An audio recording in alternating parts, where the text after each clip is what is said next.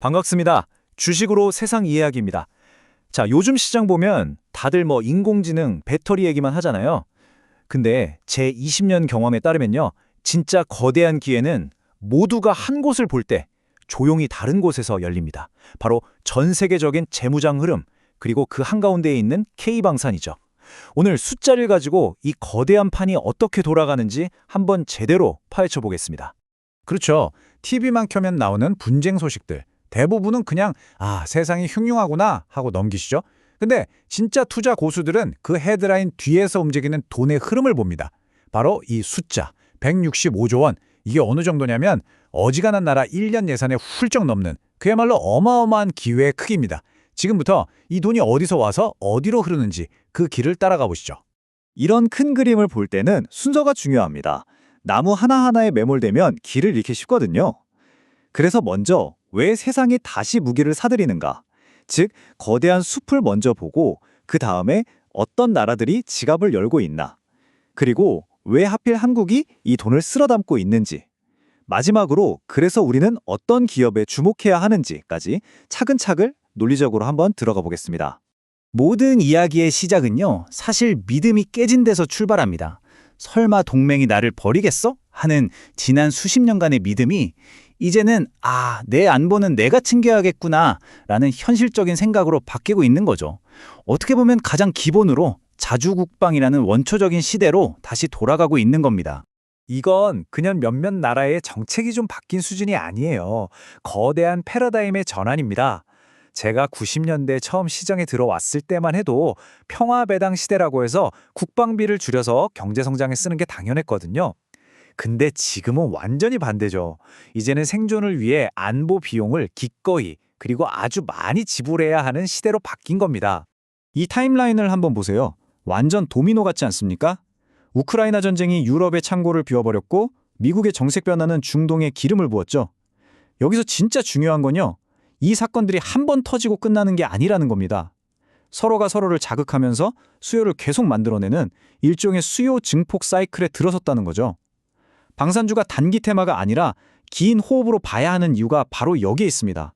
자, 그럼 이 거대한 무기 쇼핑은 대체 어디서 가장 활발하게 일어나고 있을까요?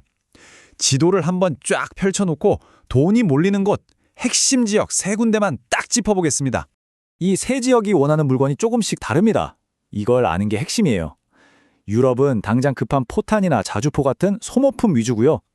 중동은 날아오는 미사일을 막아야 하니까 최첨단 방어 시스템을 찾고 있죠.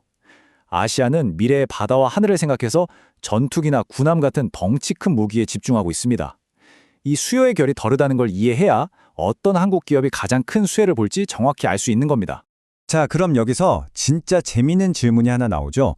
아니, 세상에 미국, 독일, 프랑스 같이 쟁쟁한 방산 강국들이 널렸는데 왜 갑자기 폴란드나 사우디 같은 큰손들이 메이드 인 코리아를 외치기 시작했을까요? 그 답은 가성비라는 세 글자에 다 담기지 않습니다. 바로 이겁니다. 스피드, 검증된 성능과 가격, 그리고 파격적인 유연성. 이 세 가지가 완벽한 삼박자를 이루는 거죠. 서방 업체들이 의회 승인이다, 절차가 복잡하다 하면서 몇 년씩 보낼 때 우리는 바로 공장 돌려서 납품하죠. 심지어 기술까지 넘겨주겠다 하니 이건 단순히 무기를 파는 게 아니라 국방 파트너가 되어주겠다는 거거든요. 이건 기존 강자들이 절대 따라할 수 없는 완전히 새로운 게임의 룰을 우리가 만든 겁니다.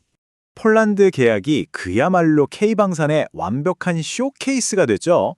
생각해보세요.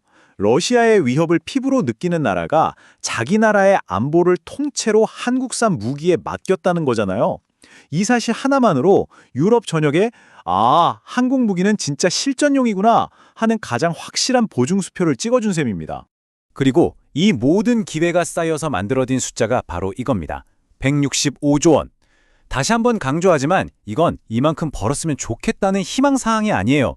이미 계약서에 도장 다 뜯긴 확정된 미래 매출입니다. 투자에서 이보다 더 확실한 성장 스토리는 정말 찾기 어렵습니다. 당연히 주가는 폭발적으로 올랐죠. 그러니까 슬슬 시장에서 이런 목소리가 나옵니다. 너무 오른 거 아니냐? 이거 고평가다. 근데 제 경험상 늘 그렇습니다. 초보 투자자는 주가 그래프만 보고 비싸다고 하고 진짜 프로는 그 뒤에 있는 성장을 보고 아직 싸다고 말하죠. 과연 K방산 어느 쪽일까요? 제 20년 경험으로 볼 때요. 성장이 멈춘 기업의 높은 주가는 독약이지만 폭발적으로 성장하는 기업의 높은 주가는 오히려 기회의 신호입니다. 이 미묘한 차이를 아는 게 결국 수익률을 가르는 거죠. 말로만 할 게 아니라 데이터로 한번 팩트체크를 해보겠습니다. 숫자는 거짓말을 안 하죠. 한국 기업들의 이익 성장률 전망치를 보세요. 미국, 유럽 경쟁사들을 그냥 이기는 수준이 아니라 말 그대로 압도합니다. 이건 단순히 폴란드 계약 한 건 때문이 아니에요. 훨씬 효율적인 생산 시스템에서 나오는 구조적인 이익 창출 능력의 차이를 보여주는 겁니다. 이 차트는 미래의 일감이 얼마나 빠르게 쌓이고 있는지를 보여주는데요. 이익 성장률이 지금 성적표라면 수주잔고는 몇 년 뒤 성적표를 미리 보여주는 예고편 같은 거죠.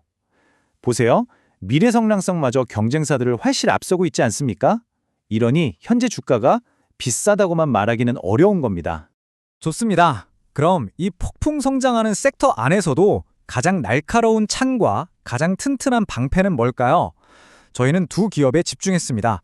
하나는 누구도 대체할 수 없는 기술력을 가진 기업, 또 하나는 압도적인 시장 확장성을 가진 기업입니다.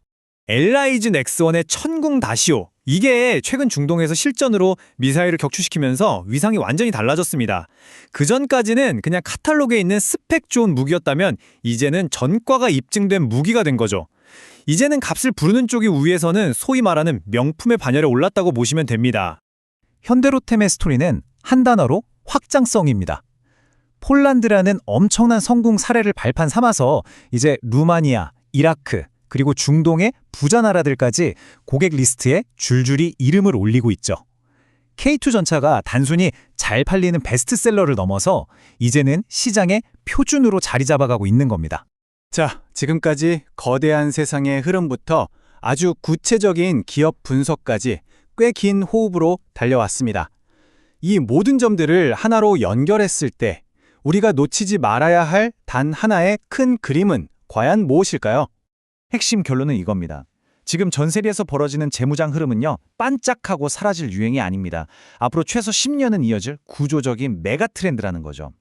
따라서 투자 포트폴리오에서 한국 방산주의 비중을 늘려야 하는 비중 확대 의견을 강력하게 유지합니다. 결국 모든 데이터가 가리키는 건 이 성장 사이클이 이제 겨우 1막을 올렸다는 겁니다. 진짜 우리가 던져야 할 질문은 이 트렌드가 계속될까가 아니라 다음 수십조 원짜리 계약서에 도장을 찍을 나라는 과연 어딜까입니다.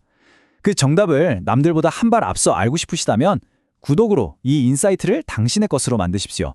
주식으로 세상 이해하기였습니다.